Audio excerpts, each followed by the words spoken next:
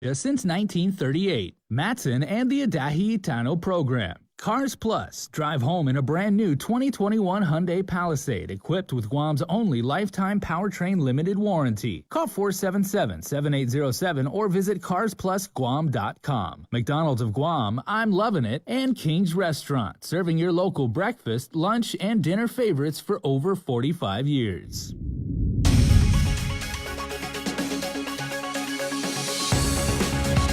Ahead on Primetime, the Judiciary of Guam is in the hot seat during an oversight hearing detailing its processes after allegations of misconduct.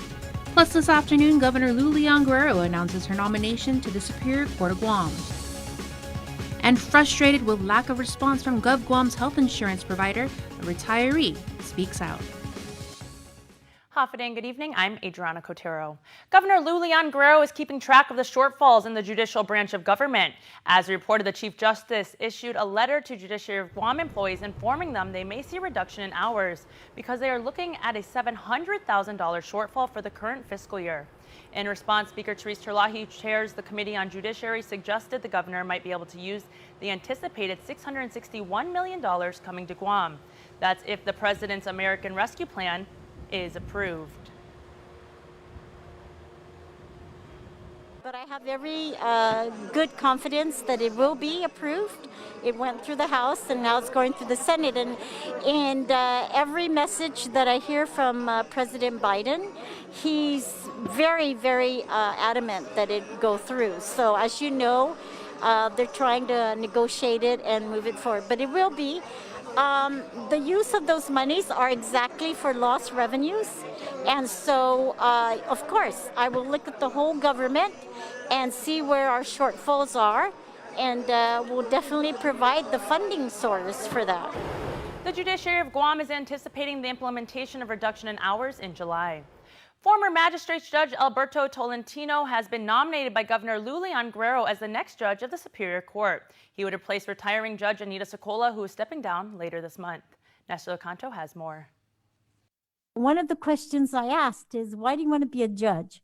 And he replied to me, I don't know if you remember this, but I do so vividly, Governor, I just want to help our people of Guam. Superior Court Judge nominee Tolentino served in private practice. He was a prosecutor at the Attorney General's office and served many years as the court's magistrate judge. He says it's an honor to step up. As time progressed in my position, I started to get like the master collection calendar, got to do special projects as a referee in other cases. And what it did was it gave me some exposure to what other things the general jurisdiction judge does.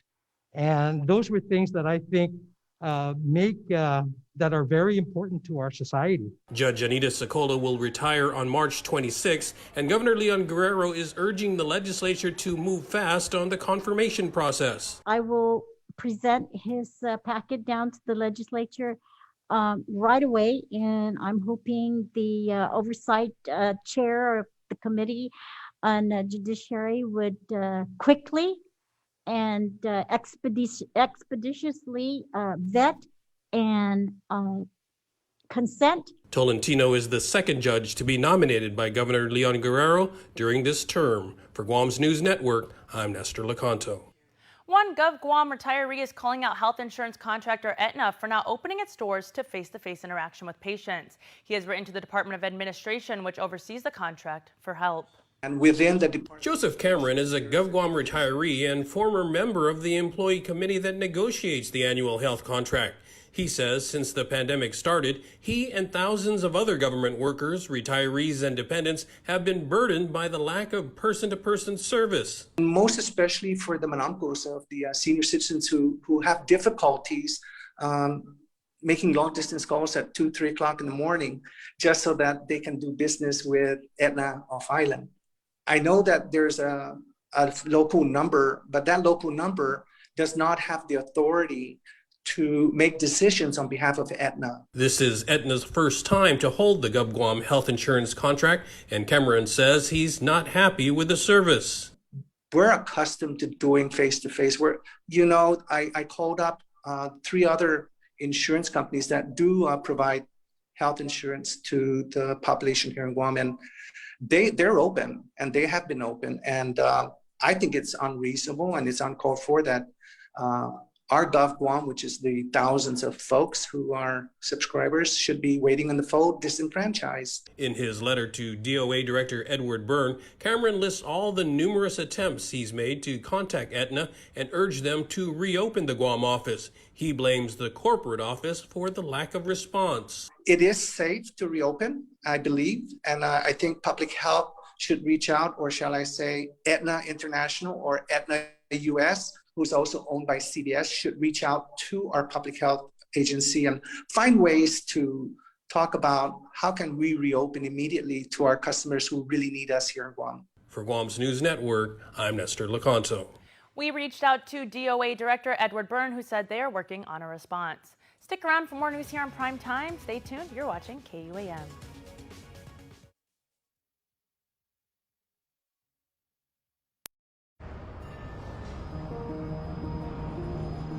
It makes myself and it makes my team members very proud to work for an organization that has been on island for many years with its focus on reliability, dependability, and commitment to the communities that they operate in.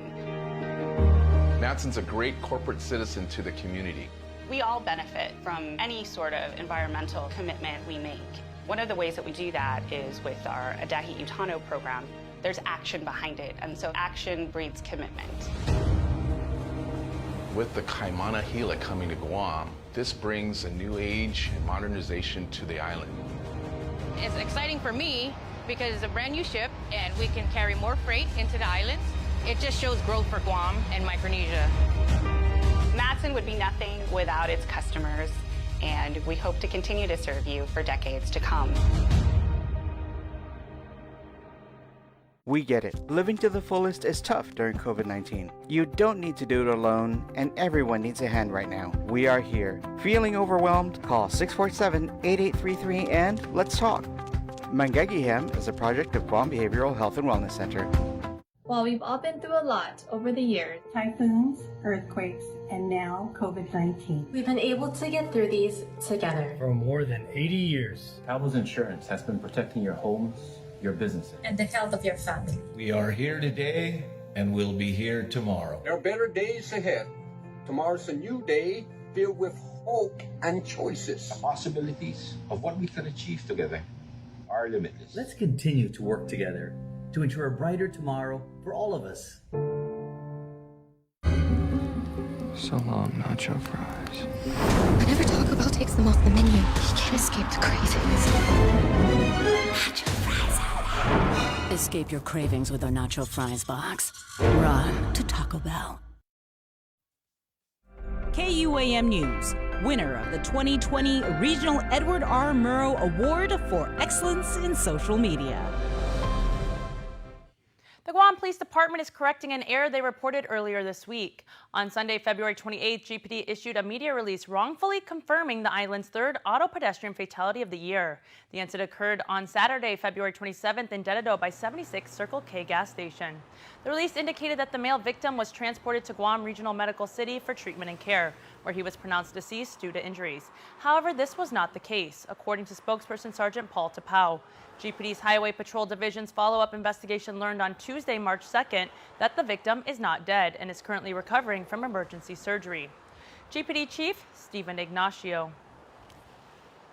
I was informed of the crash, and at the time of the crash, Sabrina, the victim did receive some very serious injuries.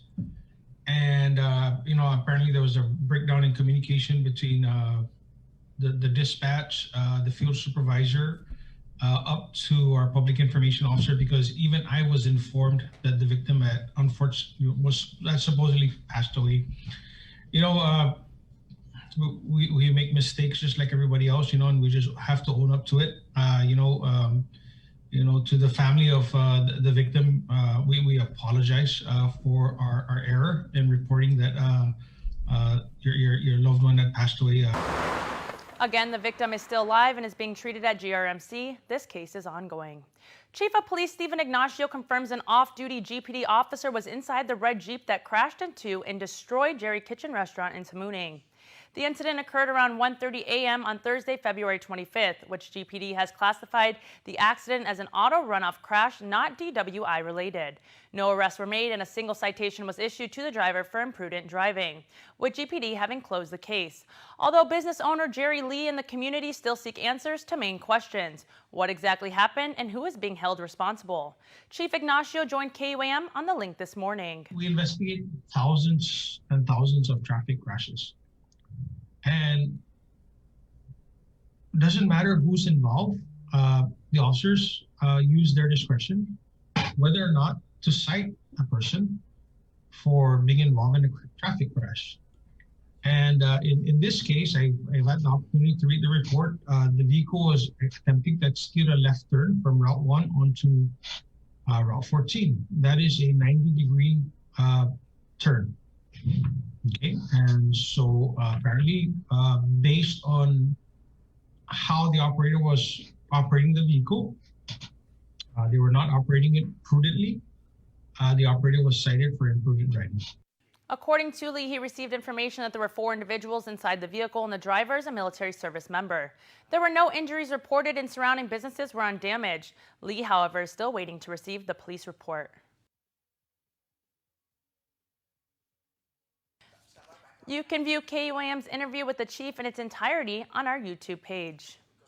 In district court, Lourdes Fernandez Blas was sentenced to a 1-year probation term for creating and selling numerous fraudulent driver licenses from the Department of Motor Vehicle. Here's more from her sentencing hearing in Chief Judge Francis Tidinco Gatewood's courtroom. Charged with fraud activity connected with computers, Lourdes Fernandez Blas pled guilty in April 2019 to utilizing her access to the Department of Motor Vehicle's computer to manufacture fraudulent driver's licenses for her own benefit. She appeared with Assistant Federal Public Defender Leilani Lujan this morning for her sentencing hearing.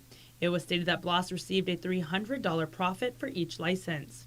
According to the plea agreement, the defendant was employed with the Guam Department of Revenue Tax from September 2006 to November 2015. As part of her duties, Blas was authorized to access the DRT computer system to create, process, and issue driver's licenses under the department's Motor Vehicle Division. Further stated in court documents between January 2014 and November 2015, Blas participated in an illegal scheme with others to process at least 320 fraudulent driver's licenses in return for a profit. As mentioned in court, Blas does not have any prior criminal history, has complied with the court's release orders, was cooperative with law enforcement since the start, and stood ready to testify against co-defendant Linda Plaucius. On behalf of the government, Assistant United States Attorney Stephen Leon Guerrero asked for a 3-year probation term, 30 days of home confinement as a condition of probation, and a restitution of $24,000. On the defense, Lujan argued against the restitution amount, finding it should be $1,025, presenting differences between co-defendant Plaucius and her client Blas's case. The court found it fundamentally unfair to hold Blas accountable for a restitution higher than the co-defendant, in which she held the matter at bay, asking the courts to come to a stipulation on the amount. As for time to be served, Blas made an emotional address to the court. While holding back tears, she stated that she loved her job, having earned her way up seeking a higher position at DRT, and was devoted to her work, but she regretted going over to DMV. And when she was offered the training at DMV by the director, she took the opportunity. Sobbing, Blas said, quote, "I shamed my parents, my father. He just died. Just a few months ago, he passed away. And he died with a broken heart. I am so sorry for what I have done. The only thing I want to say is, Your Honor, I am so sorry. And I'm so thankful my children were here for me throughout this whole process," unquote.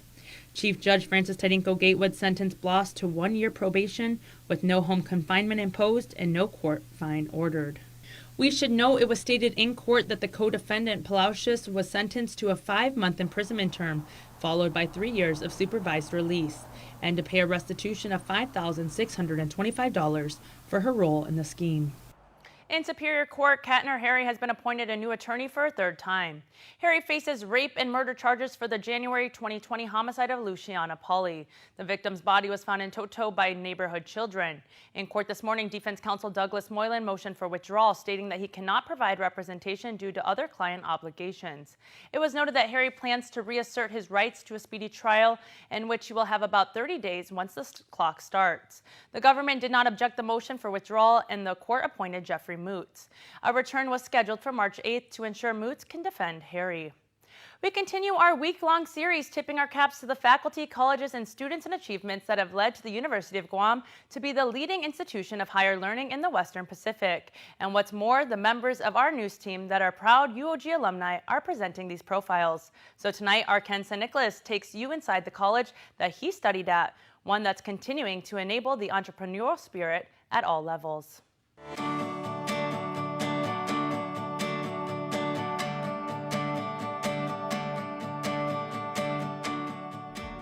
The School of Business and Public Administration first opened its doors for University of Guam students over 15 years ago.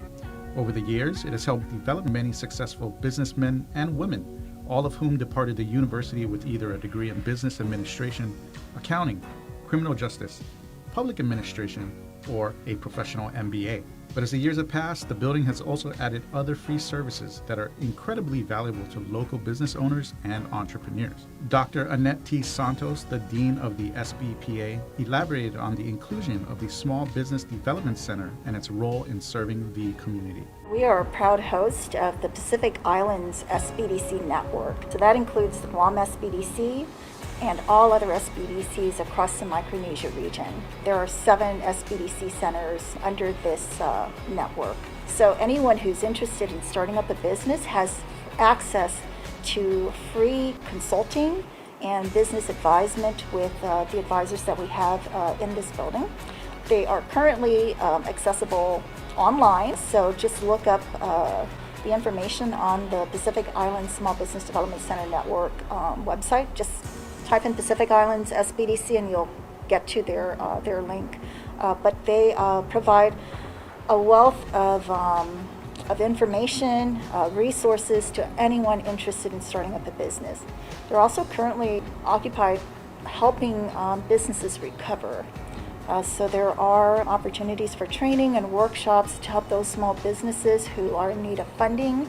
So they're providing assistance to those businesses to avail of those CARES Act funds so that they can continue to sustain themselves in a number of ways. While the SBDC is an integral resource for local small business owners, it is not the only free resource hosted at the SBPA. Well, what's tied into Pacific Island Small Business Development Center Network is the Women's Business Center. So we have the business advisor who's specifically focused on women interested in starting their businesses. But we are also host to the Guam Procurement Technical Assistance Center. And their mission is slightly different from Pacific Islands SBDC Network. Their focus is mostly on assisting local businesses to be able to work and avail themselves of federal contracts, government contracts. So they also offer a different set of training and workshops for local residents who want to take advantage of that and are interested in working with the government. While the School of Business and Public Administration has provided these resources for the community to reach their business-related goals and dreams, the school continues to work with local companies and organizations in the quest to answer some of the island's bigger problems. We also pride ourselves in the partnerships that we have with members of our local and regional community. We are partners in government-related research and studies, activities related to entrepreneurship and new business startups, and also service engagements. There are many important issues confronting our community, and we definitely are right there. There's not a name on our faculty that you will mention that people will not be familiar with. So I appreciate the partnership, the membership, and support of our community, and we look forward to continue to working with them and building on that value of partnership. With many prominent industries on Guam being turned on its head due to COVID-19, it is important that future generations identify sources of revenue for the local economy quickly. With the vast array of degrees and resources available for island residents at the SBPA, these previously hidden opportunities are beginning to bloom. For Guam's News Network, I am Ken Nicholas.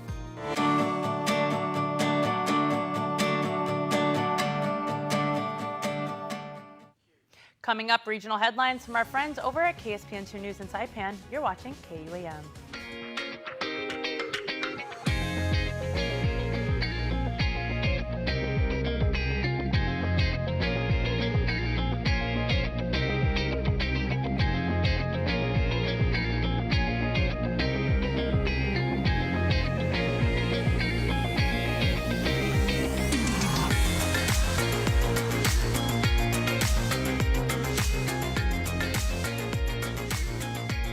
Your community calendar is brought to you by Taco Bell. Whether it's your first meal or your fourth meal, we've got you covered. Taco Bell, live Mas.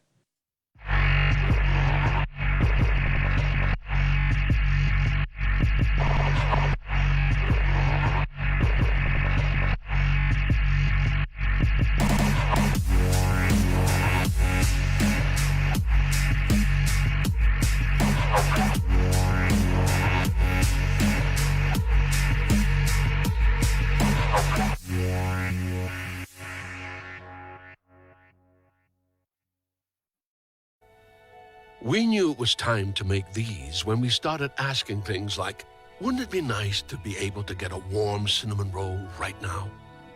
And why can't this kind of muffin come from the same place as a McMuffin? And isn't your coffee lonely without company from a glazed apple fritter? Well, consider these our 3 resounding yeses. Meet the new bakery sweets at McDonald's. Ba-da-ba-ba-ba. Welcome back. As Governor Lou Leon Guerrero said, our roads connect us to each other. It provides us a way to improve commerce. We go to school, we go to work, we connect with our families. Today, a ribbon-cutting ceremony was held in Dededo to commemorate the nearly $43 million road improvement project that was funded by the Department of Defense through the Defense Access Road Program. Underneath this fresh coat of asphalt is the engineering feat of hundreds of construction workers, structural, professional, environmental, and civil engineers, foremen, project managers, and so many others whose sweat and labor is now part of critical infrastructure that our people, to include our military community, will now benefit from it. The Route 3 widening project included the expansion from 2 to 5 lanes along Route 2, starting near the intersection of Route 288 and ending near the entrance to Starts Golf Course. The project also included the addition of bicycle lanes, a detached recreational path, drainage improvements, utility relocation, the installation of a new utility corridor, and 2 new traffic signals. The project was awarded to Black Construction Corporation in July of 2017 and was completed in July of 2020. And with regional headlines, here's KSPN2 News. Hafa Guam, here are the headlines for CNMI. Our administration is committed and continually committed to ensuring our retirees get paid their full pension. Finance Secretary David Atalik states they are up to date with payments for the retirees' pension. The government is obligated to pay 75% of the retirees' pension, amounting to $40 million annually. In the first quarter, we paid $6 million. We are forecasted for the second quarter is $14 million. In quarter 3, we owe $8 million. And the fourth quarter, we will owe $12 million for a total of $40 million to the settlement fund. But to ensure that the retirees get 100% of what they deserve, the government is also covering the other 25%, which they do not have to pay. The Casino BGR, which is supposed to fund this program, has not been funding it, obviously, for obvious reasons. The administration has been utilizing general fund to ensure those payments are made. And with that direction, I've been able to continually pay the 25% to the retirees. The 25% averages to about $13 million annually. In the first quarter, Atilik states he remitted $3.4 million, and he says he will continue to make these payments. Different business units in the general fund have been tapped, and there has also been reprogramming activities. Atilik states there is legislation in the works that may offer a guarantee for the 25%, but also suggests that they start identifying other sources. My outlook is if the casino will not be generating any revenues in the next fiscal year budget, we need to identify other sources of funds to make up for that, because it is difficult to continue to pay for the full retirement pension without a full appropriation for that that line item.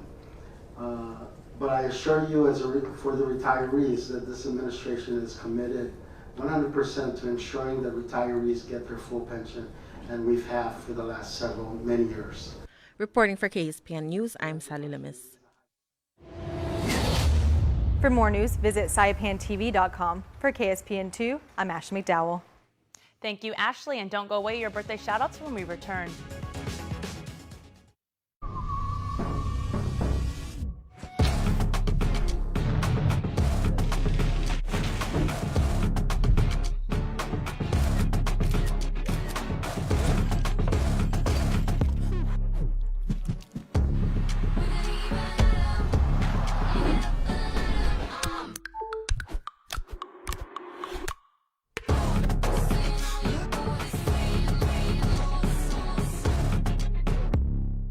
Guam is truly a majestic place with its sheer natural beauty, wealth of beaches, and culturally rich landscape. Unfortunately, Guam has a real problem with unwanted invasive species. Help us in preventing their introduction and spread. The coconut rhinoceros beetle, the little fire ant, the African snail, Siam weed. These are just a few of the numerous invasives on Guam. Follow proper custom procedures when bringing plants and animals into Guam. Help protect Guam. Tell your family and friends about invasive species. To report invasive species, call 475-PEST. And before we close out the news tonight, our latest round of birthday shoutouts from the Cold Stone Creamery Birthday Club. March 3rd is a fantastic day to be born, so happy birthday to some very special Guamanians. And there are many Ethan Guzman, but Ethan Daniel Cabrera Guzman celebrates birthday number 15 today. Happy birthday and love and miss you, my boy. Manuel Matanani Blas, happy birthday to you from Manilao. Love your wife, kids, and grandkids. Karis Hernandez, happy birthday, and we send you best wishes for success, health, and good fortune. With lots of love from the fam. And a single belated birthday wish going out tonight to Lance Gogui, who was born on February 27th. Happy belated birthday, and may God bless and protect you. Then in all caps, your family says, we love you lots. Remember, you can be part of the Cold Stone Creamery Birthday Club by registering online on KUAM.